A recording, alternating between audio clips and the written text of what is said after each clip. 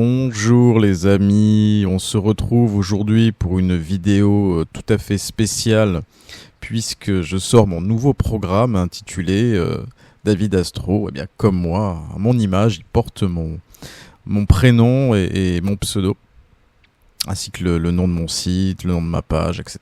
C'est un projet que j'ai commencé il y a maintenant plusieurs mois et je suis ravi de l'avoir finalisé hier soir. Donc voilà, je vais vous le faire découvrir pas à pas, je vais vous montrer la procédure, voilà comment s'en servir, comment déjà l'installer. Bon, je suis sous Windows, donc je ne pourrai pas trop vous aider pour ce qui est de Mac. En revanche, je vous ai fait un tutoriel qui devrait nous expliquer pas à pas la procédure à suivre pour l'installer et s'en servir convenablement. Alors, une fois que vous avez le fichier RAR sur votre ordinateur, vous cliquez dessus avec le bouton droit et vous appuyez sur Ouvrir. Voilà.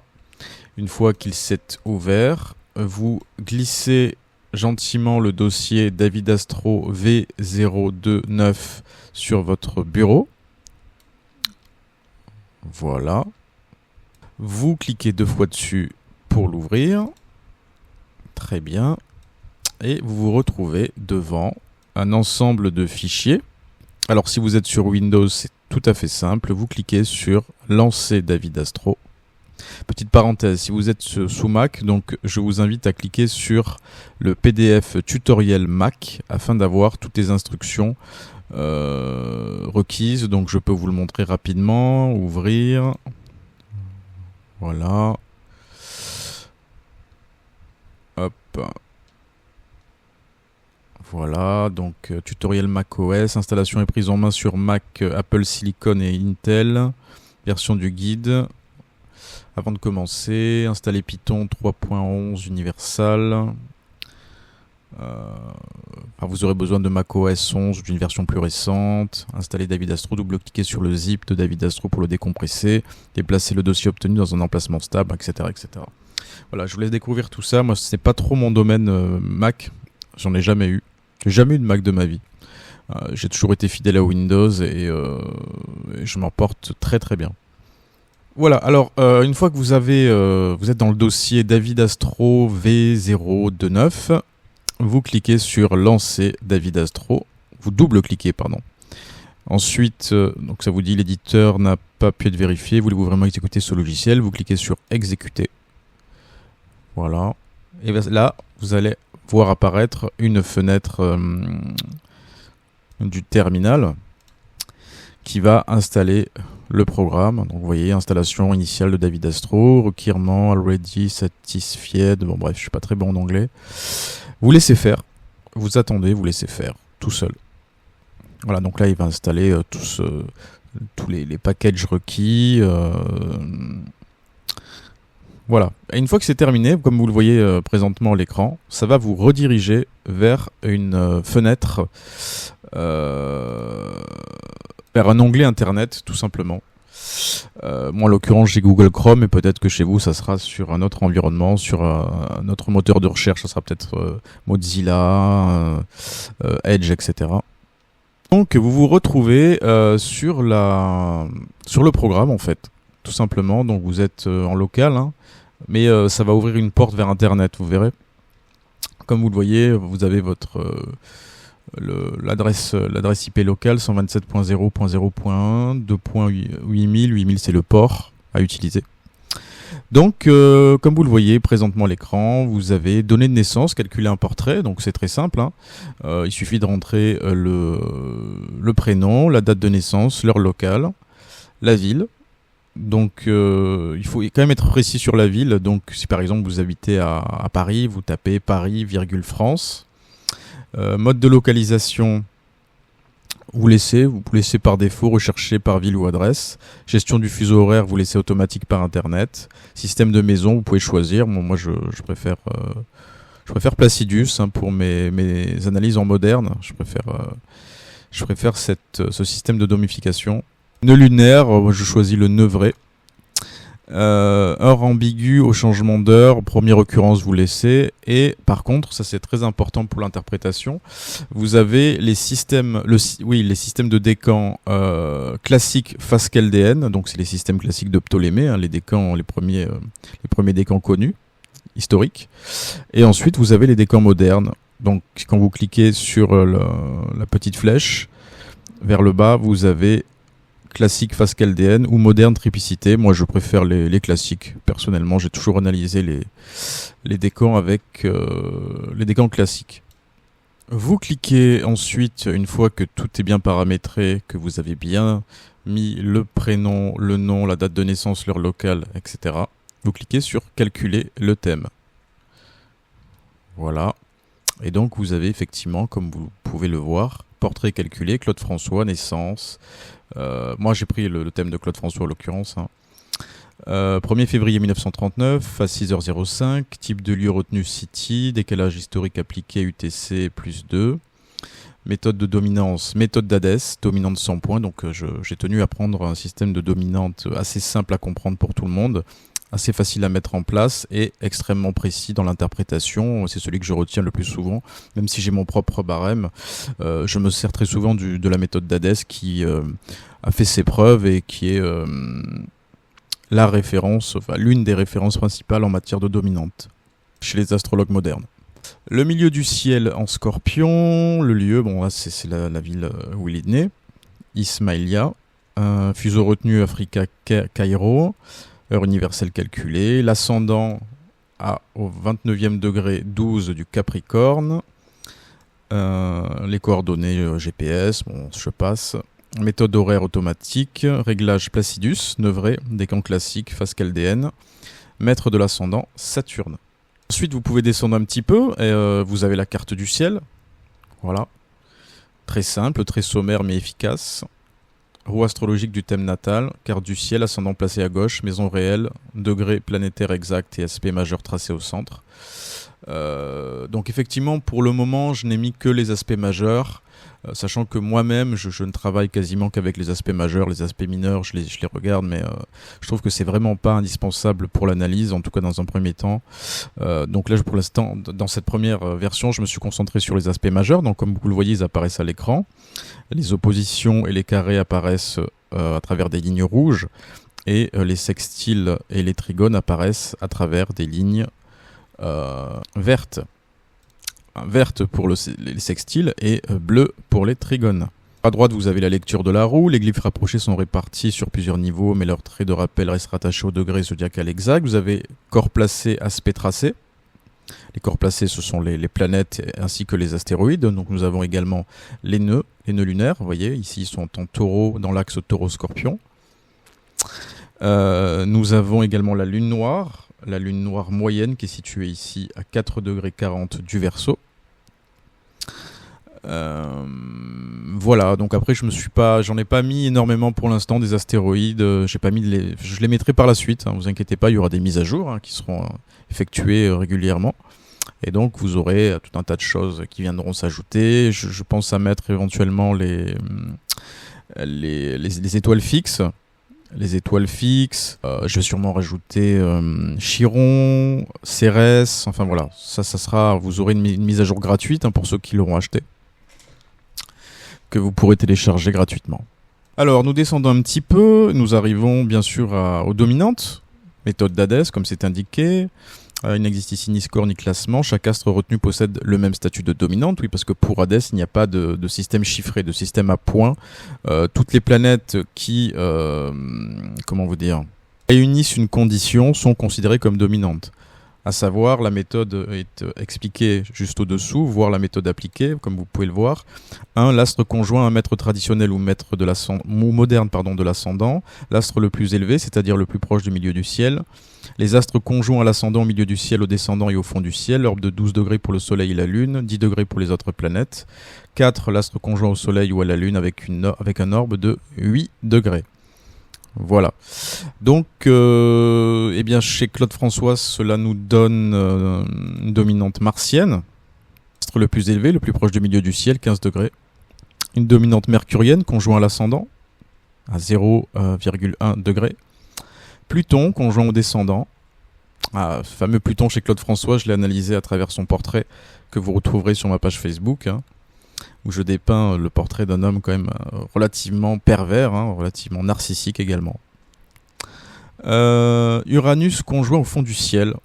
Voilà, donc ça fait des dominantes assez chargées. Uranus au fond du ciel, Pluton au descendant, Mercure conjoint au Soleil. Mercure, ça va, c'est pas une planète maléfique. Mars, c'est le plus élevé là aussi. Donc des dominantes assez corsées chez ce cher Claude François qui était réputé pour être une espèce de tyran domestique, à la fois tyran domestique et tyran avec ses équipes. Donc il était très très chargé ce mec, quoi. Enfin bon, vous retrouverez tout cela sur son portrait que j'ai fait de lui sur Facebook. Ensuite, sur votre droite, vous avez les signes dominants, donc par point, à la fois par point et par pourcentage. Donc comme vous le voyez ici, signe dominant le Bélier avec 5 points. Le Capricorne avec 5 points, 17,9%. Le Sagittaire avec 4 points, 14,3%. Gémeaux, 3 points, 10%. En fait, concrètement, comment ça marche ? Eh bien, j'ai appliqué le barème d'Olympia, un autre logiciel que j'ai sur mon ordinateur. C'est-à-dire qu'en fait, l'ascendant vaut 3 points. Donc l'ascendant en signe vaut 3 points. 3 points pour l'élément du signe, 3 points pour le signe. Le soleil vaut 3 points, la lune vaut 3 points. Enfin, les luminaires en général valent 3 points. Les planètes rapides valent 2 points. 3 points si elles sont en domicile, etc. etc. Voilà, donc c'est un barème assez précis, assez classique aussi. Qui a fait ses preuves et qui marche très bien. Voilà, donc vous avez les éléments au-dessous, feu 10 points, 35%, terre 7 points, 25%, air 6 points, 21%, eau 5 points, 17%, 17,9%. Les modes dominants, mutable 11 points, cardinal 10 points, fixe 7 points, qui sont évalués aussi. Les polarités bien entendu, le yang 16 points, 57%. Le yin 12 points, 42%, presque 43%. Et après commence l'interprétation, donc synthèse automatique approfondie, architecture générale du thème. Dominante planétaire personnalisée, Mars en Sagittaire en maison 10. Oui, parce qu'en fait, j'ai fait une interprétation personnalisée. C'est-à-dire que je ne me suis pas contenté de dire, voilà, c'est un Martien, c'est un Mercurien, c'est un Plutonien. Non, je l'ai adapté au thème. C'est-à-dire que si vous avez un Mars en Sagittaire en maison 10, comme c'est son cas, vous aurez une définition précise, personnalisée pour votre propre cas de figure. C'est-à-dire que vous êtes un Martien du signe du Sagittaire en maison 10, ce qui est complètement différent d'un Martien en Verseau en maison 8. Vous voyez, ça change tout. Et donc les définitions donc, des dominantes planétaires sont personnalisées, ce qui donne des définitions différentes à chaque fois. Voilà, ensuite on passe un petit peu. Coloration zodiacale, donc ce sont les signes dominants qui sont expliqués. Le Bélier dominant imprime un mouvement d'initiative, de franchise et de conquête. Le Capricorne dominant concentre l'énergie sur l'ambition, la durée, la structuration, le sujet avance par étapes, etc., etc. Le Sagittaire. Le Feu dominant privilégie, donc ça c'est l'élément dominant, privilégie l'élan, l'enthousiasme, la spontanéité, la confiance dans l'action, etc. Le mode mutable dominant développe l'adaptation, la souplesse et la capacité à changer de registre. Ensuite, vous avez la répartition spatiale. Donc, ce sont les axes nord-sud, est-ouest et les cartes dominantes. Donc ici, il a l'hémisphère nord dominant, maison 1 à 6, domine nettement l'axe avec 67% contre 32% pour le pôle opposé. La dominante de l'hémisphère nord concentre la vie autour des fondations personnelles, identité, sécurité, foyer, etc. Pour l'axe est-ouest, pardonnez-moi, l'hémisphère est domine nettement l'axe avec 67% contre 32% pour le pôle opposé. La dominante de l'hémisphère est renforce l'autodétermination. Le sujet préfère initier, choisir son rythme et construire sa trajectoire depuis ses propres décisions.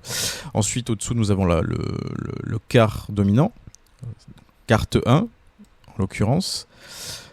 Personnel ou carte de l'action, cette carte rassemble 52,3% de la répartition devant carte 3, carte de l'expansion sociale à 17%. La première carte, dite personnelle ou carte de l'action, réunit les maisons 1, 2 et 3. Elle met l'accent sur l'affirmation de soi, l'acquisition de moyens personnels et l'apprentissage par l'expérience immédiate. Les maisons angulaires dominantes, donc les maisons angulaires sont les maisons 1, 7, 4 et 10. Les maisons angulaires représentent 50% de la structure, devant les maisons succédantes à 37%. Une dominante des maisons angulaires rend le thème immédiatement actif. Les énergies cherchent à se manifester dans l'identité, le foyer, la relation et la vocation. Ensuite, nous avons les maisons dominantes. La maison 1 à 34%, la maison 5, la maison 3. Donc une maison 3 dominante fait de la pensée, de la parole et de l'environnement proche un moteur de développement. Les apprentissages, l'écriture, les échanges, la fratrie, les déplacements répétés structurent la personnalité. Ensuite, nous avons une répartition chiffrée, spatiale, de tout cela. Donc les hémisphères et cartes en pourcentage, nord-sud, est-ouest, carte 1, 2, 3, 4, rythme des maisons, angulaire succédante cadente. Nous avons le domaine de vie, maison dominante, avec les pourcentages. Si on descend un petit peu, nous avons les calculs astronomiques, position planétaire, la position du Soleil, en signe, en maison, et également les degrés exacts. Soleil 11 degrés 24 du Verseau, Lune 26 degrés 46 des Gémeaux, Mercure 29 degrés 05 du Capricorne, etc. etc. Aspect majeur, ensuite, dynamique, Uranus opposition nœud nord, Mercure opposition Pluton, Mars trigone Pluton, Vénus carré Neptune, Soleil sextile Saturne, etc. etc. Ensuite, nous avons le début de l'interprétation, donc porte d'entrée du thème, ascendant Capricorne, troisième décan classique. Donc là, si vous avez choisi les décans classiques, vous aurez les décans classiques. Si vous avez choisi les décans modernes, vous aurez une interprétation des décans modernes. L'ascendant décrit la manière spontanée d'entrer dans la vie, la première réaction, le style d'adaptation, la présence corporelle, etc. L'ascendant Capricorne donne une présence contenue, sérieuse et orientée vers la maîtrise. La personne évalue les conséquences, avance avec prudence et cherche à construire une position solide, etc. etc. Dans le système classique des faces, ce décan est gouverné par le soleil. L'ambition structurée du Capricorne reçoit une coloration solaire, davantage de volonté, de fierté, de créativité, de besoin d'affirmer une direction personnelle. On passe un petit peu, planète en signe et en maison, donc là c'est classique, les interprétations classiques des planètes en signe et en maison. Soleil en Verseau exprime la volonté, le sentiment d'identité, le besoin de réalisation sur un mode indépendant, inventif, collectif, etc. Lune en Gémeaux exprime les besoins affectifs, l'imagination, les habitudes et la sécurité intérieure sur un mode mobile, curieux. Je passe là-dessus. Et ensuite, ce qui est très intéressant, c'est que vous avez les degrés symboliques de la Volasphera. J'ai privilégié ceux-là parce que je trouve que ce sont les plus fiables. À travers mes études, c'est ce que j'ai pu remarquer, ce sont les plus précis, les plus fiables et ceux avec lesquels j'ai le plus de bons résultats. Je les intègre en général dans mes analyses, pas toujours, souvent en vidéo. Par exemple, pour Georges Brassens, je les ai intégrés. Pour Jules Barbet d'Aurevilliers aussi, ça donne de fort bons résultats. Quand vous prenez donc les planètes dominantes ou les planètes très importantes du thème, comme le Soleil, l'ascendant, etc., et que vous regardez les degrés, Mercure aussi également très important pour l'intellect, vous serez surpris de voir des corrélations avec des éléments biographiques de la personne. C'est vraiment flagrant. Donc j'ai pris les degrés symboliques de la Volasphera. Comme vous le voyez, ascendant 30e degré du Capricorne, une flèche volant degré de déclin, nature ambitieuse qui, poussée par une force motrice, tend à atteindre quelques projets élevés ou éloignés. Doué d'une extrême droiture pressante dans ses actions, possédant un remarquable pouvoir de concentration, sera sur la bonne route pour atteindre son ambition et l'accomplir. Donc voilà, un degré manifestement très ambitieux. Tout cependant dépendra du départ dans la vie pour arriver bien. L'hérédité et l'entraînement compteront surtout sur un tel cas. En un tel cas, pardon. Donc ça analyse les degrés symboliques de toutes les planètes, y compris de l'ascendant et du milieu du ciel. En l'occurrence, milieu du ciel en Scorpion, 17e degré. Vieille carcasse d'un navire au bord de la mer, degré d'abandon. Et toutes les planètes aussi également. Ensuite, vous avez la partie symbolique, point symbolique, nœud sud, nœud nord et lune noire qui seront analysés. Nœud sud en Taureau en maison 3, nœud nord en Scorpion en maison 9, lune noire moyenne en Verseau en maison 1, etc. Donc l'interprétation de tous ces points fictifs, karmiques. Et ensuite, vous avez les classiques aspects interprétés, relations planétaires, selon comprendre enfin les aspects en astrologie. Oui, parce que j'ai intégré en fait les définitions de mon livre, les définitions des aspects de mon livre, que vous retrouverez si ça vous intéresse dans le livre Comprendre enfin les aspects en astrologie, qui est en vente sur mon site pour la modique somme de 9,99 €. Donc voilà, vous avez les aspects du thème, opposition Mercure-Pluton. Le sujet se sent souvent inhibé dans son action purificatrice, comme retenu par des peurs profondes, des peurs enfouies dans son subconscient. Il voit clair et il sait, mais il hésite à agir, préférant se dissimuler ou garder le silence plutôt que d'affronter directement les ombres qu'il perçoit. L'opposition signifie ici qu'il y a un décalage entre la connaissance Mercure et la puissance de transformation Pluton.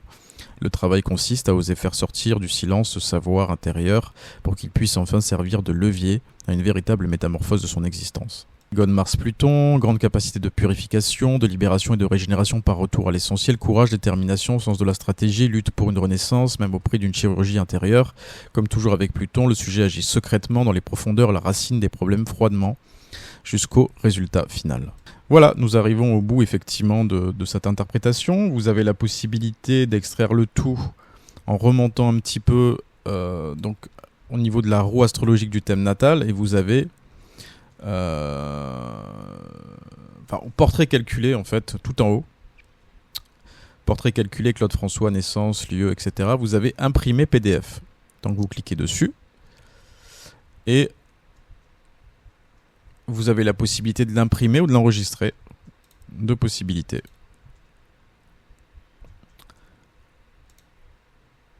Si vous voulez l'imprimer, donc vous cliquez sur votre imprimante, destination, vous choisissez votre imprimante, vous cliquez sur imprimer. Si vous voulez le télécharger au format PDF, vous cliquez sur la petite flèche du bas et vous cliquez sur fichier PDF, enregistrer. Voilà. C'était des PDF assez longs, comme vous le voyez. Hein. Si jamais vous voulez faire les thèmes de vos amis, vous pourrez effectivement leur faire de longs PDF. Vous voyez, 31 pages ici. 31 pages, c'est quasiment... c'est un portrait astrothème, hein, quasiment, hein, même plus. Très sincèrement, vous avez un outil très très solide pour interpréter les thèmes de vos amis, le vôtre, celui de vos parents, etc. etc. Alors, bien sûr, ça a ses limites, comme tout logiciel, évidemment. C'est pour ça que si jamais ça sera toujours moins complet que mes analyses personnelles d'astrologue professionnel. J'analyse tous les domaines de votre vie, la santé, le travail, la famille, les amours, les amitiés, etc., etc. Donc c'est une étude qui passe en revue tous les domaines à travers les maisons, avec les dominantes de chacune de ces maisons, les planètes qui maîtrisent ces différentes maisons. Ça, bien sûr, vous ne l'aurez pas avec le logiciel. Quoique, je réfléchis peut-être à intégrer des formules plus complexes. Je verrai peut-être par la suite à intégrer ce type de formules. Par exemple, les maîtres des maisons, analyser à la fois les maisons dans leur position dans une maison, mais également la maîtrise qu'elles exercent sur les autres maisons. Ça, j'y pense. Donc voilà, donc à voir un petit peu par la suite. Mais bien sûr, ça remplacera jamais l'analyse d'un professionnel, évidemment. Mais par contre, ça vous donne une porte d'entrée assez globale, une vision d'ensemble d'un thème assez global, en moderne, hein, je précise, en astrologie moderne, où vous aurez vraiment à peu près vous aurez vraiment tous les détails du thème, les positions en maison, les positions en signe, les degrés symboliques, les aspects, les interprétations des aspects, etc., etc. Les décans, enfin bref, comme vous l'avez vu durant cette vidéo. Voilà, alors si ça vous intéresse, vous pouvez vous le procurer d'ores et déjà sur mon site, donc vous allez sur david-astrologue.fr et vous cliquez sur l'onglet boutique et c'est le dernier article en date, donc qui s'appelle David Astro. Voilà, vous le trouverez pour la modique somme de 29,99 € TTC. Si vous rencontrez le moindre problème, mais ça m'étonnerait, concernant la procédure d'installation, l'utilisation du logiciel, n'hésitez pas à m'en faire part, à m'envoyer un mail. Vous trouverez mon mail facilement sur mon site. Mais de mémoire, c'est david.astro130@gmail.com. Voilà, donc n'hésitez pas à m'envoyer un petit message pour me dire si vous avez rencontré un petit souci. Moi, je l'ai testé, retesté dans tous les sens. Par contre, sur Mac, j'ai moins de recul. Là aussi, n'hésitez pas à me faire part de vos déconvenus si vous en avez. Et je remédierai à ça très rapidement. Voilà les amis, je vous souhaite une excellente fin de journée. Enfin, selon l'heure à laquelle vous regardez cette vidéo. Début de journée, fin de journée, milieu de journée. Et je vous dis à très vite pour une prochaine vidéo.